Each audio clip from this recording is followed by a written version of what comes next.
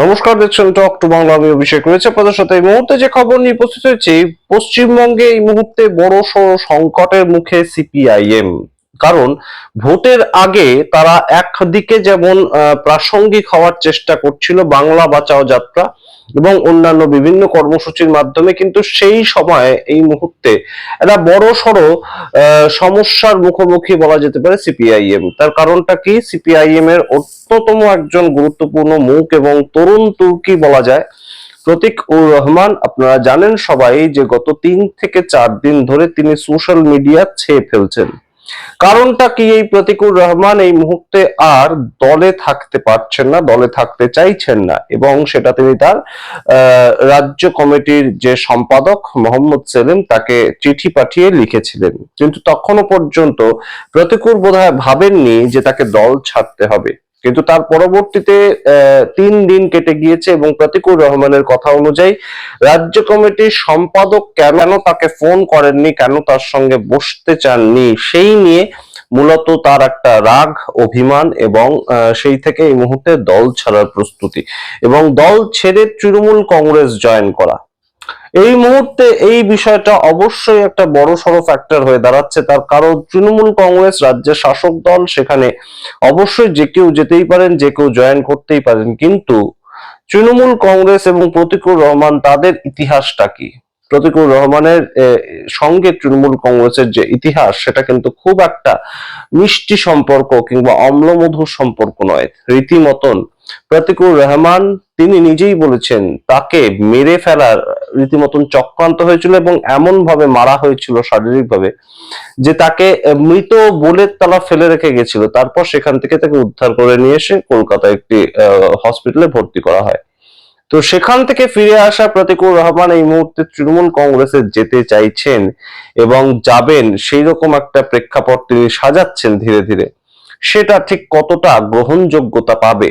তৃণমূল কংগ্রেসে যদি প্রতীকুর রহমান যুক্ত হন, তাহলে তৃণমূল কংগ্রেস কর্মী এবং সাধারণ আপামর জনতার কাছে প্রতীকুর রহমান কতটা গ্রহণযোগ্যতা পাবেন, এই প্রশ্ন এই মুহূর্তে ওঠে। এবং অন্যদিকে সিপিআইএম এর বিরুদ্ধে তার কি কি বক্তব্য, সিপিআইএম এর রাজ্য সম্পাদক তার বিরুদ্ধে তার কি কি বক্তব্য, সমস্তটাই আমরা আপনাদের সামনে রাখবো এই ভিডিওতে। শেষ পর্যন্ত দেখুন প্রসঙ্গ প্রতীকুর রহমান এবং এই মুহূর্তের সিপিআইএম, তাদের ধাক্কা। সমস্তটা দেখার আগে অবশ্যই টক টু বাংলা ইউটিউব চ্যানেলটিকে সাবস্ক্রাইব করবেন।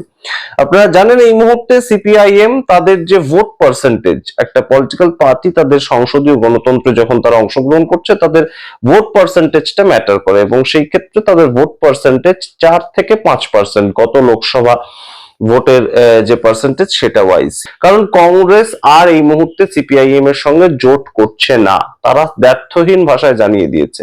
এখন সিপিআইএম কার সঙ্গে জোটবদ্ধ অবস্থায় থাকছে? তাহলে হিসেব কি বলছে? আইএসএফ এর সঙ্গে সিপিআইএম জোটবদ্ধ অবস্থায় লড়াইটা করবে।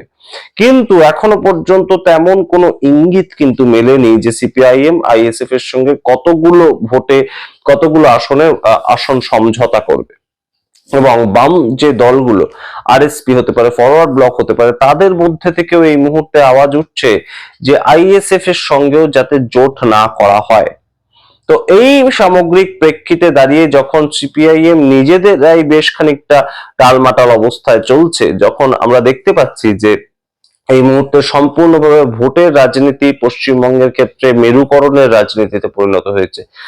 গত কয়েকটা ভোট থেকে 19 সাল থেকে আমরা দেখতে পাচ্ছি কন্টিনিউয়াসলি বামেদের সমস্ত ভোট বলা যেতে পারে 3-4%, 5% একদম পার্টির যারা কোর ভোটার তাদেরকে বাদ দিয়ে একদম পুরোপুরি যে ভোট, জনসমর্থন যেটা ছিল সেটা চলে গিয়েছে বিজেপির প্রতি।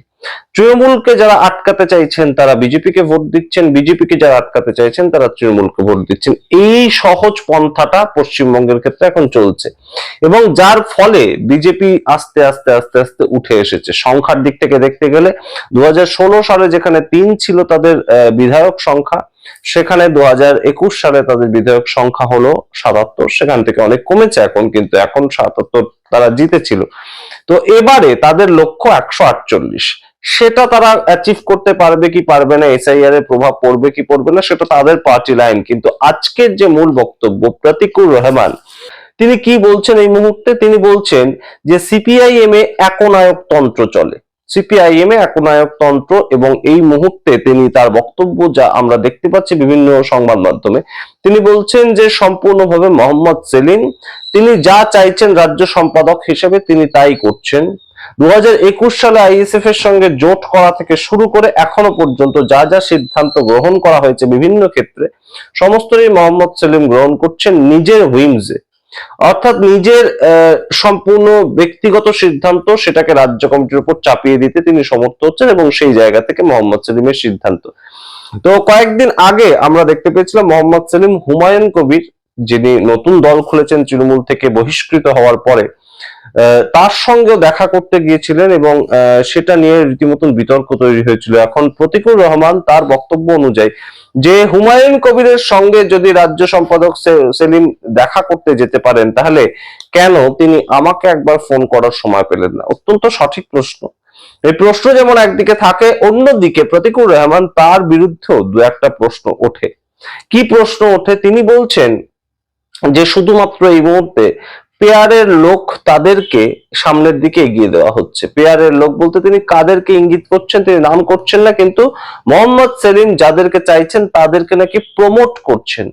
কিন্তু প্রশ্ন যেগুলো ওঠে এই মুহূর্তে, প্রতিকুর রহমান তাকে 2019 সালে রাজ্য কমিটিতে আনা হয়েছিল, 2021 সালে তাকে প্রার্থী করা হয়েছিল, 2024 সালে তাকে প্রার্থী করা হয়েছিল। তো সেই জায়গাগুলো, এই যে গুরুত্বপূর্ণ দায়িত্বগুলো তাকে দেওয়া, এগুলো কি কোথাও গিয়ে তাকেও প্রমোট করার চেষ্টা করেনি সিপিআইএম? এবং এই মুহূর্তে সম্পূর্ণভাবে তৃণমূল কংগ্রেসে চলে যাওয়ার পক্ষ হিসাবে তার কি এটা একটা ঢাল হিসেবে কাজ করাচ্ছেন না তিনি? এবং আপনাদেরকে শোনাই কয়েকদিন আগে প্রতিকুর রহমানের কি বক্তব্য ছিল। কয়েকদিন আগে, কয়েক মাস আগে, যখন তিনি বাংলা বাঁচাও যাত্রাতেও মাস দুয়েক আগে বেরিয়েছিলেন, তখন তিনি বলেছিলেন এ রাজ্যের বুকে যারা ধর্ষণ করে, যারা চুরি করে, যারা ছিনতাই করে, তারা সবাই একটা নামে পরিচিত হয়, তার নাম তৃণমূল কংগ্রেস। এবং আজকের দিনে দাঁড়িয়ে প্রতিকুর রহমান কি বলছেন? এসআইআর এর ক্ষেত্রে, এসআইআর এর বিরোধিতা করার ক্ষেত্রে তৃণমূল কংগ্রেস যেভাবে একদম এগিয়ে গিয়েছে সেটা কখনোই অস্বীকার করা যায় না, এবং অস্বীকার করা যায় না তিনি তাই বলছেন না, তিনি তার সঙ্গে বলছেন মমতা বন্দ্যোপাধ্যায় নাকি কালো কোট পরে গিয়ে সুপ্রিম কোর্টে আন্দোলন করে যে একটা দৃষ্টান্ত স্থাপন করেছেন, সেটা নাকি একটা অন্য পর্যায়ে নিয়ে গিয়েছে এবং ভারতবর্ষে অন্যতম একটা জায়গা তৈরি করেছে।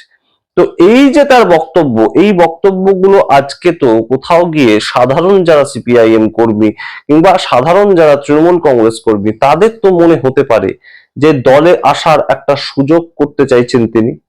এবং এই মুহূর্তে সিপিআইএম ছেড়ে প্রতিকুর রহমানের পরবর্তী গন্তব্য যে তৃণমূল কংগ্রেস হতে যাচ্ছে, সেটার ক্ষেত্রে কিন্তু খুব একটা অসুবিধা আর মনে হয় না আছে, এবং সময়ের অপেক্ষা তৃণমূল কংগ্রেস জয়েন করাটা। তো প্রতিকুর রহমান তার উদ্দেশ্যে প্রশ্ন এই মুহূর্তে ওঠে, এবং প্রশ্ন তুলছেন মানুষজন, এবং সিপিআইএম এর অন্দর থেকেই যে প্রশ্ন উঠছে যে দলের খারাপ সময় তিনি অবশ্যই থেকেছেন সাথে, এবং তৃণমূল কংগ্রেস দলে যদি তিনি যান এই মুহূর্তে, তাহলে তার গ্রহণযোগ্যতাটা জনমানসে তিনি যেটুকু তৈরি করতে পেরেছিলেন সেটা বজায় থাকবে তো। আর অন্যদিকে সিপিআইএম এর উদ্দেশ্যে বিরোধীরা এবং রাজনৈতিক বিশ্লেষকরাও যে বক্তব্য রাখছেন, সেটা হচ্ছে যে প্রতিকুর রহমান এক জায়গায় বলছেন যে সূর্যকান্ত মিশ্র যখন রাজ্য সম্পাদক ছিলেন তখন তার এই অসুবিধা হয়নি, তিনি সমালোচনা করতে পারতেন দলের অভ্যন্তরে, কিন্তু এখন আর সেই ধরনের ঘটনা নেই। তো এই জায়গাটা হয়তো সিপিআইএম কেও আরো একবার ভাবার সময় এসেছে যে তারা এই মুহূর্তে প্রাসঙ্গিক হওয়ার চেষ্টা করছে। তারা কিন্তু সরকার চালাচ্ছে না, তারা কিন্তু রাজ্যে বিরোধীর জায়গাতেও নেই, তারা শুধুমাত্র ভোটের দিক থেকে প্রাসঙ্গিক হওয়ার যখন চেষ্টা করছে, তখন হয়তো আরেকটু নিজেদের যারা কর্মী, নিজেদের যারা সমর্থক, নিজেদের যারা দলীয় কর্মী একদম রয়েছেন, সারা দিন রাত খাটেন দলের জন্য, তাদেরকে হয়তো একটু আরো স্নেহপ্রবণ ভাবে আগলে রাখা যেত। এই প্রশ্ন এই মুহূর্তে ওঠে, এবং সোশ্যাল মিডিয়ায় যা চলছে প্রতিকুর রহমান প্রসঙ্গে, তাতে আমাদের যা সামগ্রিক দেখে যা মনে হচ্ছে এই মুহূর্তে প্রতিকুর রহমান সিপিআইএম থেকে তো ছেড়েইছেন, এবং তৃণমূলে যাওয়াটা তার সময়ের অপেক্ষা। এবং তৃণমূল কংগ্রেস পরবর্তীতে প্রতিকুর রহমানকে কিভাবে গ্রহণ করবে, কোথায় কাজে লাগাবে, সেটা আমরা দেখব। কিন্তু অবশ্যই এই মুহূর্তে সিপিআইএম এর অন্যতম একটা মুখ প্রতিকুর রহমান, যিনি মেহনতি মানুষের মুখ ছিলেন, যিনি সংখ্যালঘু একজন অত্যন্ত গুরুত্বপূর্ণ নেতা হয়ে উঠেছিলেন, যিনি ডায়মন্ড হারবার, সাতগাছিয়া এই সমস্ত জায়গায় অত্যন্ত দাপটের সঙ্গে লড়াই করেছেন, সংগঠন বাড়িয়েছেন, যাকে এসএফআই রাজ্য কমিটির সভাপতি পর্যন্ত করেছিল, সেই প্রতিকুর রহমান এই মুহূর্তে সিপিআইএম ছেড়ে যদি অন্য দলে পা বাড়ায়, তাহলে আর যাই হোক না কেন ভোটের ঠিক আগে সিপিআইএম এর গ্রহণযোগ্যতা কিন্তু কমবে, কোনো অংশই বাড়বে না। আপনারা কি মনে করেন? সামগ্রিক প্রতিবেদনের ভিত্তিতে অবশ্যই আপনাদের মতামত কমেন্ট বক্সে কমেন্ট করুন। সিপিআইএম এখনো পর্যন্ত সারা দেশে কিন্তু একমাত্র কেরালায় তারা রাজনীতি করছে, শাসক দল হিসেবে রয়েছে। পশ্চিমবঙ্গে তারা সম্পূর্ণ যে অস্তিত্ব হারিয়েছে, সেই জায়গা থেকে ঘুরে দাঁড়ানোর লড়াইতে ঠিক কতটা ধাক্কা এই মুহূর্তে একদম ভোটের মুখে গিয়ে রাজ্য কমিটির একজন সদস্য চলে গেলেন, সেই জায়গা থেকে আপনারা মনে করেন অবশ্যই কমেন্ট বক্সে কমেন্ট করবেন। এবং সিপিআইএম এর রাজ্য সম্পাদক মোহাম্মদ সেলিম, তিনি যেভাবে বিভিন্ন আঙ্গিক গুলো তুলে ধরছেন, যেভাবে দল চালাচ্ছেন এই মুহূর্তে, তিনি তার গার্জিয়ানশিপে চলছে সমস্তটা, সেটাকে এই মুহূর্তে আপনারা কিভাবে দেখছেন? একজন সাধারণ ভোটার হিসেবে অবশ্যই কমেন্ট বক্সে কমেন্ট করুন। দেখতে থাকুন টক টু বাংলা, অবশ্যই টক টু বাংলা ইউটিউব চ্যানেলকে সাবস্ক্রাইব করে দিন।